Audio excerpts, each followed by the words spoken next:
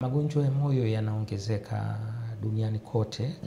Kwa sasa hivi karibu watu milioni 20 hupoteza maisha yao kwa sababu ya magonjwa ya moyo. Na hapa kwetu Tanzania magonjwa ya moyo yanaongezeka. Sasa hivi ndio yanachangia wagonjwa wengi kulazwa maodini. Zamani malaria ilikuwa inachangia kwa kiasi kubwa na ukimwi. Lakini sasa hivi tunaona trend imebadilika. Magonjwa ya moyo yanaongezeka. Karibu 9% ya wagonjwa tunaoona wanakuwa na magonjwa ya moyo. Na sababu kubwa ni mabadiliko ya maisha au watu jinsi wanavyoishi, hatufanyi mazoezi, lakini uvutaji mwingi sana wa sigara na unywaji wa pombe uliokithiri na ongezeko la uzito kwa watu wengi kwa sababu watu hawafanyi mazoezi na hii imetokana labda na vipato vyetu vimeongezeka. Partly ni sababu ya vipato vimeongezeka hasa kwenye maeneo ya mijini. Sasa hivi kama unavyoona mji mzima umejaa bajaji, umejaa pikipiki, magari ndio mengi yamejaa. Enzi zamani watu walikuwa wanatoka pale Jangwani wanaenda Kariakoo kwa mguu. Lakini sasa hivi utakuta vijana wadogo kabisa hawataki tena kufanya mazoezi, hawataki kutembea. Kwa hiyo nayo ndio inayochangia haya magonjwa. Ndio. Na ndio hilo pia nilikuwa nataka kusema kwa nini vijana na wenyewe ni sehemu ya waathirika wa jambo hili kwa sababu miili yao inakuwa bado michanga. Ni kwa sababu ya mtindo wa maisha ambao sasa tumeiga. Kwa sababu vijana wengi sasa hivi wameingia kwenye uvutaji sana wa sigara. Lakini wengi wanakunywa pombe bila kupita ile kiasi ambacho kinatakiwa, ambacho ni kiasi cha afya. Lakini wengi napo hawataki kufanya mazoezi sasa hivi. Zamani vijana wa zamani walikuwa wanatoka kutoka shule moja kwenda shule nyingine unatembea karibu kilomita 5. Kwa sababu shule zilikuwa mbali. Sasa hivi shule zimekuwa karibu. Lakini vile vile hata watoto wetu sasa hivi basi linawafuata nyumbani, linawapeleka shule. Na jioni labda dereva anamchukua mtoto anamrudisha nyumbani. Sasa unaweza kuona wanakula hawafanyi mazoezi. Kwa hiyo nayo ndio imechangia sana. Unaweza uvutaji wa sigara na unywaji wa pombe pengine kupindukia unaendaje kuathiri moyo? Sawa, sigara huwa inakuwa na chembe ambazo zipo pale zile chembe zinaenda kusababisha yale mafuta yaende kutuama katika mishipa ya damu ya moyo. Kwa hiyo zile chembe kwanza zinaleta madhara kwenye kuta za mishipa ya damu. Chembe zinaingia kwenye damu. Yes, zinaenda kwenye kuta zile za mishipa. Kwa hiyo zinakwangua zile kuta na kwenye kuta Mungu alivyotuwekea kuna chembe zinazolinda damu kuganda. Kwa hiyo damu ikipita iwe inapita tu na flow vizuri. Kwa hiyo zile kuta ikiwa rafu inaweza ikasababisha hizo chembe sasa zikusanyike na mafuta halafu kuwe na fundo ambalo ile fundo linasababisha damu kuganda. Ndio maana unasikia mtu anapata mshtuko ghafla wa moyo au heart attack. Hii inatokana mtu kama umevuta sigara halafu na hayo mafuta yametuama katikati ya mishipa. Mafuta ni chakula sasa. Sasa mafuta huwa kuna mafuta mazuri na mafuta mabaya. Yale mafuta mabaya ndio tunaitwa low density lipoprotein cholesterol. Yale mafuta mazito ambayo kwa kawaida hayatakiwi yanatakiwa yatolewe. Yasikae. Yakikaa ndani ya damu ndio yanaweza kuleta sasa haya matatizo ambayo tunayaona. Na pombe kwa kawaida kisayansi pombe ambayo ni kiasi ambapo huwa wanapima kwa unit ni kama labda chupa ile ya bia ambayo haizidi lita 1 huwa kwa kawaida kwa mwanaume imeshauriwa utumie kati ya 3 mpaka 4. Kwa mwanamke ni kati ya 2 mpaka 3. Hiyo kwa siku. Hiyo ni kwa siku. Hiyo ndio hiyo inayotakiwa. Sasa inapozidi nayo kiasi kikubwa pombe inaweza ikachangia haya magonjwa ya moyo, hususan magonjwa ya mshtuko ghafla wa moyo, lakini magonjwa ya shinikizo. Inafanyaje kwenda kuathiri moyo pombe? Sawa, pombe kwanza inaenda kuumiza misuli ya moyo. Unapata kitu gonjwa unaitwa dilated cardiomyopathy. Yaani misuli yako ya moyo inasinyaa na kutanuka na kushindwa kufanya kazi. Kwa hiyo hii inatokea kwa wale watu waliokunywa pombe nyingi sana, zile pombe kali kwa muda mrefu. Lakini vile vile wanaweza kawa na vinasaba vya magonjwa ya moyo ambao wako nayo. Sasa pombe inafanya kuvishtua sasa unapata. Kuna wengine wanaweza kanywa maisha yao yote hapati tatizo lolote. Wengine akinywa pombe kwa muda fulani na iliyokithiri anapata magonjwa. Kwa nini wanapata? Ni kwa sababu wana vinasaba vya kupata magonjwa ya moyo. Kuna magonjwa ya moyo haya mtu unaweza kusema kama amerithi au yes, kama amerithiwa. Ukitizama wazee wa zamani ambao tukilinganisha na vijana wa sasa, walivuta tumbaku, pengine tumbaku kali kuliko hata ambayo inauzwa sasa hivi. Lakini hawakupata sana madhara ya moyo. Kwa nini? Kuna mambo mengi wakati huo. Kwanza wengi walikuwa wanafanya mazoezi, lakini vile vile kipindi hicho haya mashine hizi tulikuwa hatuna. Mfano sasa hivi hizi eco machine hii kama hii hapa zenye artificial intelligence zipo. So, inawezekana walikuwa na magonjwa ya moyo yapo, lakini jinsi ya kuyatambua hayapo. Sasa hivi kila hospitali unaona kuna MRI, kuna CT scan, kuna hizo eco machine.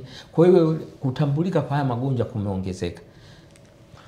Na najua ile swala ambalo limekuwa likizua pia mvutano. Tunazungumzia uvutaji wa sigara, lakini uvutaji wa shisha pia unaingia kwenye sasa shisha ile zamani shisha ilikuwa haina kemikali nyingi. Ni sasa hivi tu shisha hii wameanza kuweka na kemikali. Na isemekana watu wanasema kwamba hata wengine wanaweka madawa ya kulevya. Hatuna proof ya hiyo, lakini inawezekana hivyo vitu vinaelekea. Kwa sababu imekuwa sasa watu wameipeleka kama shisha ni aina ya ulevi fulani. Kwa hiyo sasa ndio inaleta madhara. Lakini shisha kwa kawaida ukiangalia zile components zake zilikuwa hazina hizo kemikali. Ulikuwa ni mvuke tu zaidi. Kuna hili swala pia ambalo nataka kujua kama lina uhusiano wowote. Kupungua kwa nguvu za kiume. Ndiyo. Na kuwepo kwa dawa hizi ambazo zinaongeza nguvu. Hizo zinasukuma moyo pia na kuleta athari yoyote. Masuala ya matatizo ya kupungua kwa nguvu za kiume yameongezeka sana kwa kasi. Na sisi madaktari bingwa wa moyo ambao tunaona wagonjwa wengi wenye matatizo ya moyo, wengi nao wanapata hayo matatizo kwa sababu hasa wengi wanakuwa na kisukari. Na kisukari huwa kinashambulia mishipa ya midogo midogo, ambapo hata mishipa inayopeleka damu kwenye masuala ya uume inakuwa inaziba. Kwa hiyo unakuta ile flow ya damu haiwezi kwenda vizuri na mtu anaathirika katika masuala ya nguvu za kiume. Kwa hiyo na wengi wanakuwa na pressure ambazo ni za juu, na unapokuwa na pressure ya juu sana inaweza kuathiri nguvu za kiume. Kwa hiyo nguvu za kiume zinachangiwa na mambo mengi, hata unywaji wa pombe uliokithiri nayo unachangia. Matumizi ya hizi dawa ambazo ziko dawa za kienyeji, ziko dawa za madukani unaziona zinatangazwa. Ndio. Zina tibu au zinaongeza tatizo hapo? Katika dawa hizi zipo dawa ambazo ni za kienyeji zinazotibu, kwa sababu ina ile component ambayo tunaita sildenafil, ambayo yenyewe inaongeza msukumo wa damu katika masuala ya uume. Sasa zipo hata Wamasai wanazitumia, wenzetu wa Kongo wanatumia hizo dawa. Zile dawa ukija kuzianalyze zina hiyo component.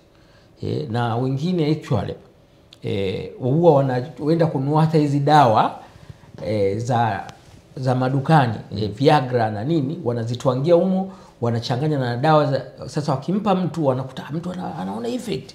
Kwa hiyo anaona ile dawa labda ile ya kienyeji ndio imesaidia, lakini actually ukija kuangalia ni wamekuja kuongeza hizo dawa za sildenafil zenye Viagra huko ndani ndio zinasababisha. Lakini kwenye hiyo miti nayo inazo hizo component ya sildenafil. Kwa hiyo mtu anapotumia anapata hiyo kuimarika. Haiathiri moyo?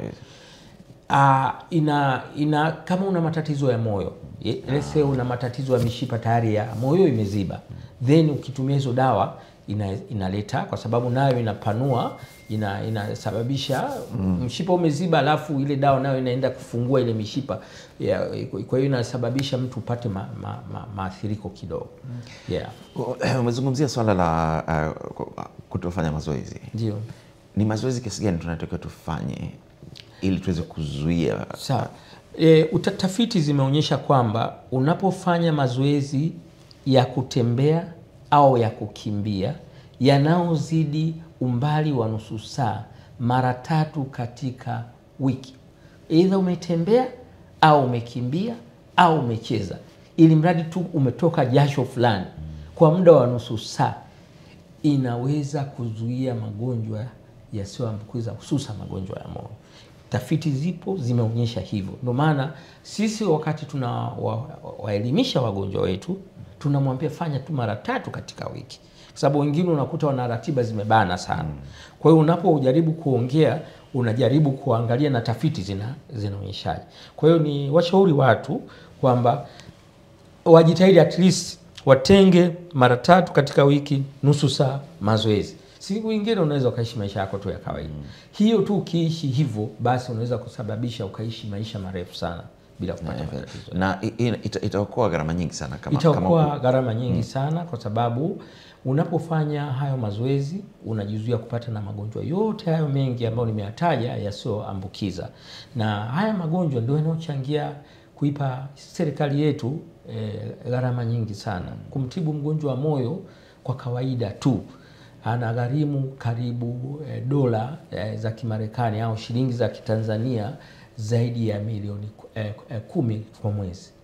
Kwa sababu mfano mgonjwa anatakiwa awekewe kizibwa njia au tunaita stent. Ile stent moja inagharimu milioni 6. Sasa kama una mishipa miwili inaenda paka milioni 14, 15. Nikikufanyia operation kubwa ya moyo nikakubadilishia valve yako inagharimu milioni 8 za Tanzania. Ikiwa valve 2 milioni 15 za Tanzania. Kwa hiyo sasa unaweza kuona kwamba ni gharama ni kubwa sana. Wakati tunaweza kuzuia mtu asipate mshtuko ghafla wa moyo kwa njia ambayo ni rahisi ya kubadilisha, kufanya mazoezi, kula lishe bora na kutokuwa na unene uliokithiri. Hivi vitu vitatu vinaweza kujua. Na vitu unaweza kufanya, mimi huwa napenda kuambia wagonjwa, jua namba zako, jua pressure yako, jua cholesterol yako, jua uzito wako. Na hivyo vitu unaweza kuvijua tu bila unavijua. Ukijua kwamba uzito wako wewe labda una urefu wa 100 una urefu wa 165, unachukua zile namba 2 za mwisho ambao ni 65, ndio uzito wako unaotakiwa uwe nao. Unaona? Yani unajua kabisa mimi uzito wangu unatakiwa siwe. Kwa hiyo hata unapokula unakula kwa kuzingatia kwamba mimi sasa sitakiwi kuongezeka uzito. Kwa sababu unapoongezeka uzito, hususan kiuno kikiwa kikubwa au tumbo likiwa kubwa, inachangia vile vile haya magonjwa. Na uzito tunaongeza kwa kula kupita kiasi au kula hovyo tu, au kutokujua tunakula nini? Kutokujua tunakula nini. Kwa sababu unaweza ukawa unakula kupita kiasi lakini unafanya mazoezi. Kwa hiyo unaitumia kile unachokula. Kwa hiyo ulaji unatokana na nini unafanya. Sasa unakula sana halafu unaenda kulala. Unakula sana unachukua gari unatembea. Unakula sana unachukua pikipiki. Sasa lakini mfano unakula halafu unaenda pale uwanjani unacheza mpira. Ndio maana napenda ni washauri wananchi kwamba ulaji uendane na activities unazozifanya. Mimi siwezi kumshauri mchezaji wa Yanga au Simba ale labda nusu chapati.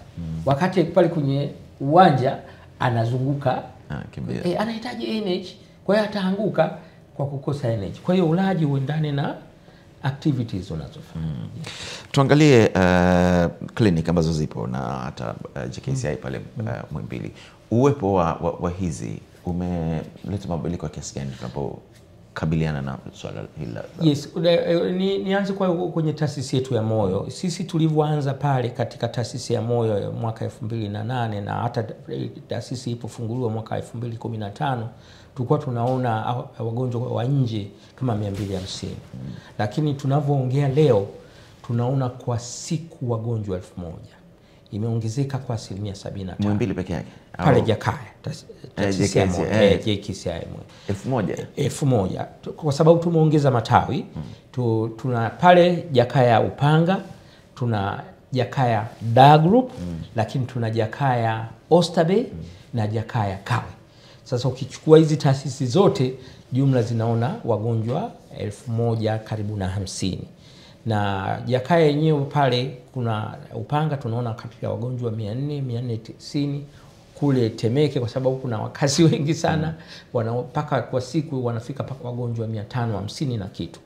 Kwa hiyo inategemea ni siku gani, lakini siku mfano za Jumatatu, Jumatano, Ijumaa hizo ni high peak kwetu. Wagonjwa wanakuwa ni wengi kweli kweli.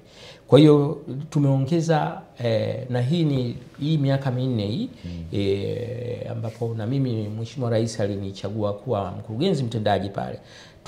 Kwa hiyo nilipofika tuliongeza wigo hilo la kuongeza hizo extension. Kwa hiyo tumeongeza karibu 75%. Lakini wagonjwa mfano tunaowafanyia operation kwa miaka hii 4 upande wa upasuaji wa moyo tumefanya zaidi ya operation 10,000, ambayo hii ni namba kubwa sana kwa Afrika Mashariki na Kati. Kwa taasisi ya moyo ndio inayoongoza Afrika Mashariki, lakini kwa Afrika inawezekana ikawa ni taasisi ya 3 kwenye namba kubwa, na nchi ambazo kidogo tunaweza kufanana nazo za kaskazini mwa Afrika zile kwa Morocco na wapi. Lakini ukiziangalia zile nyingi ni zina private, lakini zile zinazoendeshwa kwa government, maybe taasisi yetu ya Jakaya inaweza ikawa ni ya kwanza. Hawa watu wote ni wanatoka Tanzania?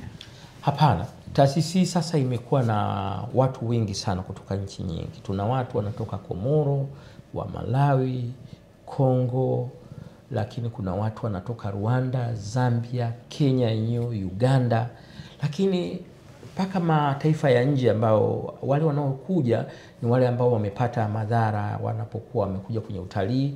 Mfano tumeona watu kutoka Norway, tumeona kutoka Marekani, tumeona kutoka India, tumeona kutoka China, na tuliona mtu mmoja kutoka Poland na Ujerumani.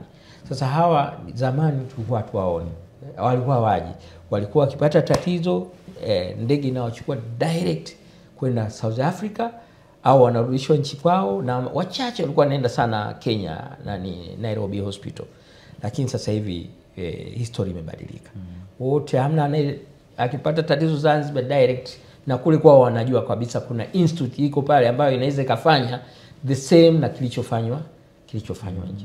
Mimi nimeshapata hizo mtu kutoka Ujerumani, madaktari wa Ujerumani wanatumia text message zile kwamba wana congratulate kwamba hawajui kwamba Afrika ingeweza kufanya kitu ambacho tumekifanya sisi. Kwa hiyo kuna mabadiliko, na hii ni investment kubwa ambayo serikali imefanya. Ukiangalia hizo clinic zote na vifaa vya kisasa kabisa ambavyo mnavyo, unaweza kusimama na kuthubutu na kusema sasa tunaweza tukarasimisha kabisa utalii wa kiafya?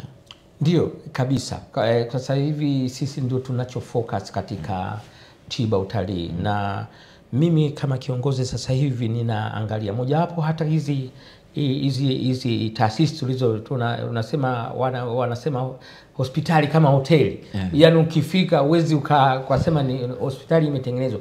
Hiyo ni moja ya kuvutia utalii na tiba utalii, na kweli tumeongezeka sana, na mimi mwenyewe tumeenda kwenye tiba mkoba ambapo tumeenda kule Malawi, tumeenda Komoro, tumeenda Zambia na tumeenda Kongo. Hizi ni nchi ambazo tumeshaenda sisi wenyewe kufanya kliniki kule na kuona wagonjwa, na wengine tumeweza kuwarifa. Zaidi ya wagonjwa 1000 wamekuwa referred kutoka nje na wanaendelea kuja kwenye taasisi yetu pale.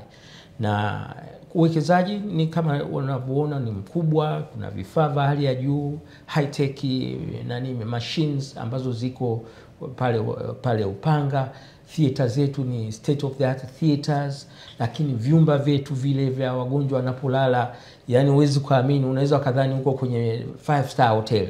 Yani ina kila kitu kiko pale. Na hivi ndio vitu vinavyowavutia watu kwenda kwenda India, kwenda na nchi zingine huko Thailand. Sasa hivi nimeona watu wengi wanaenda Uturuki. Kwa hiyo tunataka sasa na sisi tujilinganishe na hao ili watu wasipoteze hela kutumia hela zao nyingi. Kuna wengine hata hapa Tanzania wanatoka wanaenda kule. Taasisi yetu sasa imebakiza vitu, na hii ipo kwenye ile KPI yangu au vitu ambavyo nitavifanya. Nataka Mungu akitupa uzima tuweze kufanya heart transplant, kubadilisha moyo. Hiyo ndio KPI yangu, na nimeshaanza mwakani. Tunatengeneza timu ambayo inaanza kutengeneza hizo logistic, kwamba baada ya miaka 5 taasisi ya moyo ifanye ubadilishe moyo. Hiyo ndio kitu ambacho tunakwenda kukiangalia, kwa sababu operation zote zile kubwa tunazifanya. Sasa tunataka tufanye heart transplant, na itakuwa ndio ya kwanza Afrika Mashariki na Kati. Na ni kitu ambacho kinawezekana kabisa. Kinawezekana, very possible. Kama Afrika Kusini anaweza, kwa nini si tusiweze? Tunaweza. Na kwa madaktari wazawa. Ni tunawapa wengi sasa hivi. Mimi na zaidi ya madaktari 18 sasa hivi wako nje wanasoma. Na ndio focus yangu, tunawachanganya. Wengine wanasomea hapa, wengine wanaenda kutumia nje. Na ninafuata kama India walichokifanya. India walienda kuiba ujuzi nje. Unaisikia India sasa hivi ambapo watu wanatoka Marekani kwenda kutibua India, waliwekeza. Na Mheshimiwa Rais ametoa karibu bilioni 9 za kuwekeza kwenye masuala ya ubingwa ubobezi. Kuna bilioni 9 zimewekwa. Na ndio maana hao unasikia tumewapeleka kwa sababu ya hela alizotoa Mheshimiwa Dr. Samia Suluhu Hassan za kupeleka tiba ubingwa ubobezi. Kwa hiyo next 10 years Tanzania kwenye masuala ya afya itakuwa ndio India ya Afrika. Mara ngapi tunatakiwa tupime mioyo yetu ili kujua tuko sawa? Kwa kawaida kwa mtu ambaye hana vinyemelea vya matatizo ya magonjwa ya moyo inashauriwa kwa mwaka mara moja. Lakini kwa wale tayari ambao tayari wana matatizo ya moyo, tunawashauri kati ya miezi 3 mpaka 6 waje wamuone daktari ili aangalie mafuta kwenye damu, aangalie moyo wao unaendaje, aangalie wingi wake wa damu, lakini aangalie figo zake. Lakini kwa mtu ambaye hana tatizo kabisa ni vizuri kufanya mara moja katika mwaka. Na kipimo cha moyo kikoje? Unaingia wanakuangalia vipi? Yes, vipimo vya moyo ni mashine tu kama hizi tunaita echocardiogram, lakini kuna hizi ECG machines. Hizo ni mashine ambazo hazihitaji mtu akapasuliwa, zinaona kabisa utendaji kazi wako wa moyo. Moja kwa mashine ndio hii hapa naionyesha hapo. Yenyewe hii inaweza katueleza vitu vingi vinavyoendelea kwenye mwili wa binadamu, hasa kwenye masuala hayo ya mishipa ya damu pamoja na moyo wenyewe. Kwa hiyo hivyo ni vifaa ambavyo Nikikurejesha kidogo nyuma kwenye utalii tiba. Mnafanya kazi na Wizara ya Utalii sasa kusema kwamba na hili tunaliomba liingie? Ndio kabisa. Yes, sasa hivi tumekuwa tunajihusisha sana na wenzetu wa utalii, na hata hivi kesho kutwa tuna mkutano mkubwa. Mmoja hapo ni ya kuimarisha tiba utalii. Nimealika watu wanaotoka nje ya nchi. Mkutano huo una watu zaidi ya 500. Unafanyika Zanzibar, ambapo Mheshimiwa Rais ndio atakuwa mgeni rasmi, ambaye amemuomba Mheshimiwa Mwinyi amwakilishe katika ule mkutano. Ni mkutano mkubwa wa aina yake, na tulishafanya hii mikutano hiyo mara ya 3, lakini mwaka huu umevunja rekodi. Kwanza una international speakers ambao ni 59 na local speakers ni karibu namba hiyo. Kwa hiyo karibu watu speaker tu wako 123. Ni mkutano mkubwa, na utazungumza pia. Na mimi ni mmoja wapo wa mtu ambaye nitatoa mada, na nitasimamia baadhi ya mada ambazo zitakazokuwa kama mwenyekiti kwenye masuala. Na tumealika wadau mbalimbali ambao ni madaktari, lakini kuna manesi, technicians, lakini tumealika viongozi mbalimbali wenye mahospitali kutoka Zambia, Rwanda, Kongo, hizi nchi nyingi hizo za Afrika. Lakini tumemwalika rais wa mambo ya moyo wa Marekani aliyepita president, na wa European Society of Cardiology, rais naye atakuwepo. Kwa hawa ni watu wakubwa sana kuja kwenye mikutano mikubwa.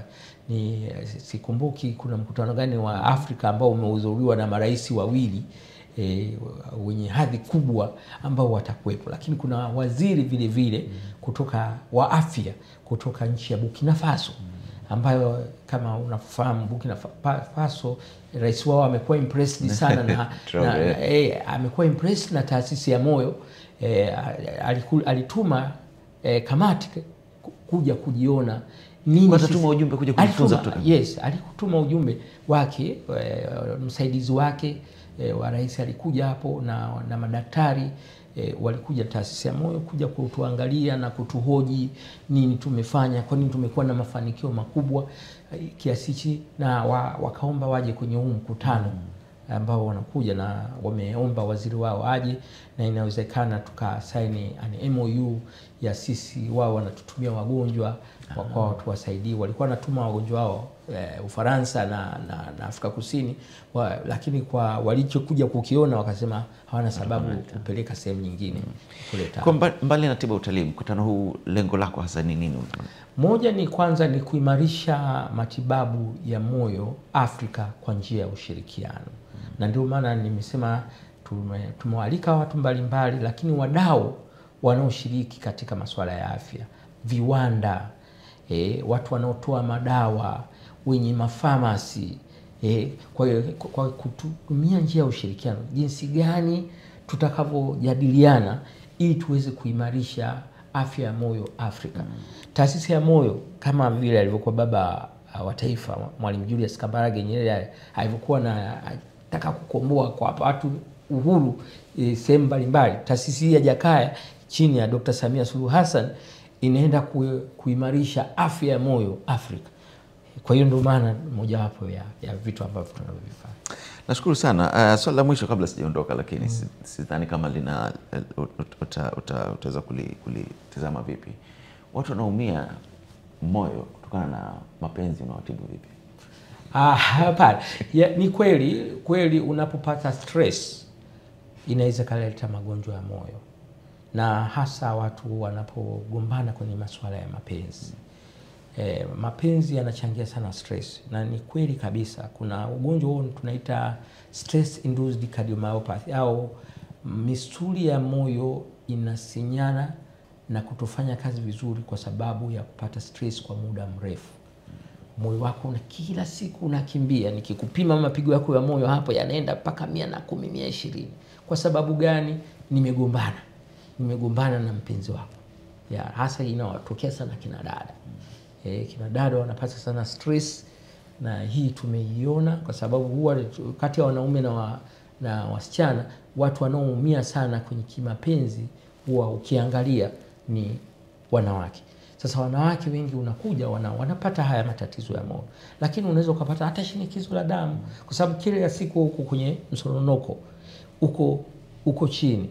Kwa hiyo ukijipima pressure ziko juu. Mimi nimesha attend hapa wagonjwa wengi tu. Mnawapa nini sasa? Sasa wale kwa kawaida